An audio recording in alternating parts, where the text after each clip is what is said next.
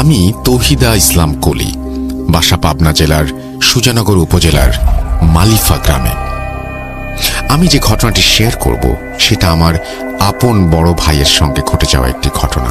আমার ভাইয়ের নাম মোহাম্মদ আমির হামজা। ঘটনাটি স্টুডিওতে গিয়ে আমার পক্ষে বলা সম্ভব না, তাই ভালো লাগলে দয়া করে পড়ে শোনাবেন। আমি সরাসরি ঘটনায় চলে যাচ্ছি। ঘটনাটি কোনো 2-1 দিনের ঘটনা নয়, পুরো 5 বছরেরও বেশি সময়ের ঘটনা। সালটা ছিল 2012। একদিন সন্ধ্যায় আমি আর আমার ভাইয়া টেবিলে বসে পড়ছিলাম।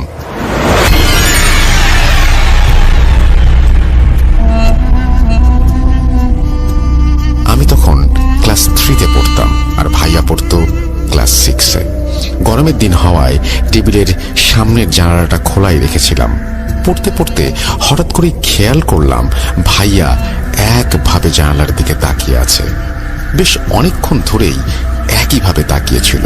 একটা সময় আম্মু রাগ করে বললেন, হামজা, পড়া বাদ দিয়ে ওইভাবে তাকিয়ে আছিস কেন? আম্মুর অবশ্য আগে থেকেই ভাইয়ার উপর রাগ ছিল। রাগের কারণটা জানতে হলে একটু পেছনে যেতে হবে। তো ভাইয়ার ক্লাস টেস্ট ছিল। আমার এক আন্টি ছিল যে ভাইয়ার থেকে পড়াশোনা একটু কম পারত। তো ওই দিন ভাইয়ার থেকে আমার আন্টিটা একটু ভালো রেজাল্ট করেছিল, তাই জন্য আম্মু রাগ করে ভাইয়াকে কষে একটা থাপ্পড় মেরেছিলেন আর বলেছিলেন, ও এত ভালো রেজাল্ট করলো আর তুই কি করলি? যাই হোক, এই কথাগুলো বলার কারণ আছে, সেটা ঘটনার মাঝখানেই বুঝতে পারবেন। তো আম্মু এই হামজা ওইদিকে তাকিয়ে কি করছিস বলতেই ভাইয়া হঠাৎই চেয়ার থেকে পড়ে যেতে বসেছিল।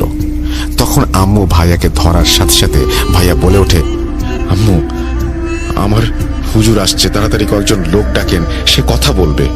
এই কথা বলেই জ্ঞান হারিয়ে ফেলে। তখন আমি আর আম্মু খুবই ভয় পেয়ে যাই। আবার আব্বু তখন বাসায় ছিলেন না, তিনি বাইরে চাকরির সুবাদে থাকতেন।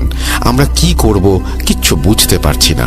তখন আমার চিৎকারে পাশের বাসার সব চাচাচিরা চলে আসেন। তখন ভাইয়া সেন্সলেস অবস্থায় বিছানায় শুয়েছিল, তবে ভাইয়ার ঠোঁট স্বাভাবিকের তুলনায় অনেক বেশি ফুলে গিয়েছিল। কয়েকজন লোক আসার পরে হঠাৎই ভাইয়া তাদেরকে সালাম দেয়। তারা উত্তর নিলে ভাইয়া তাদেরকে বলে, আমার আপনাদের সাথে কিছু কথা আছে।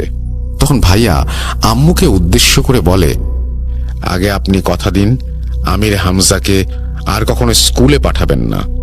এই কথা শুনে তো সবাই একেবারে অবাক হয়ে যায়। সবাই একে অপরের দিকে তাকাতে থাকে। তখনই সবাই বুঝতে পারে যে ভাইয়ার কিছু একটা হয়েছে। তখন সবাই বলে, এটা কি ধরনের কথা? আর পড়াশোনা করাবো না মানে? আজকের যুগে কেউ কি পড়াশোনা না করে থাকে? পড়াশোনা না করলে ভবিষ্যতের কি হবে? তখন ভাইয়া মুখ দিয়ে জিনটা বলে, পড়ালেখা বাদ দিয়ে ও যা করবে তাতেই উন্নতি হবে। ওকে বলবেন বাজারে ওর নানার যে দোকান আছে সেখানে কাঠের ব্যবসা করতে। তখন সবাই বলে, এটা হয় না কখনো। তখন ভাইয়া বলে ওঠে, এটাই হবে। আর যদি কখনো ওকে স্কুলে পাঠান তাহলে ওর অনেক বড় ক্ষতি হবে, আর ওর আব্বুর এক সাইড পড়ে যাবে, অর্থাৎ প্যারালাইজড হয়ে যাবে।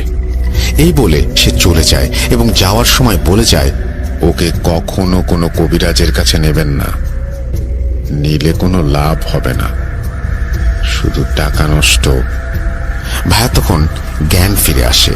তখন ভাইয়াকে কিছু সময় ঝাড়ফুঁক করা হয় এবং সবাই বাসায় চলে যায়। তারপরে আম্মু ভাইয়াকে জিজ্ঞেস করেন ঠিক কি কি হয়েছিল। তখন ভাইয়া বলল যে, আমি যখন পড়ছিলাম তখন কেউ আমাকে আমির হামজা বলে ডাক দেয়। আমি জানালা দিয়ে বাইরে তাকাতেই দেখি আমার উঠোনে অনেক লম্বা একজন হুজুর সোনার টুলের উপরে বসে আছে। এতটাই লম্বা ছিল যে বসে থাকার পর তার চেহারাটা দেখা যাচ্ছে না, এবং তার চারপাশে অনেক হুজুর দাঁড়িয়ে ছিল। সে ভাইয়াকে কয়েকজন লোক ডাকতে বলে এবং তারপরে ভাইয়ার আর কিছু মনে নেই। তো এই ঘটনার পরে সবাই আসলে বিশ্বাস করতে পারে না যে এটা আসলে কোনো জিনের কাজ। কেউ কেউ ভাবতে পারে এই সময় তো ভাইয়া ফান করেছে, আবার কেউ কেউ ভাবতে পারে হয়তো পড়াশোনা করতে চাচ্ছে না তাই এই নাটকটি করেছে।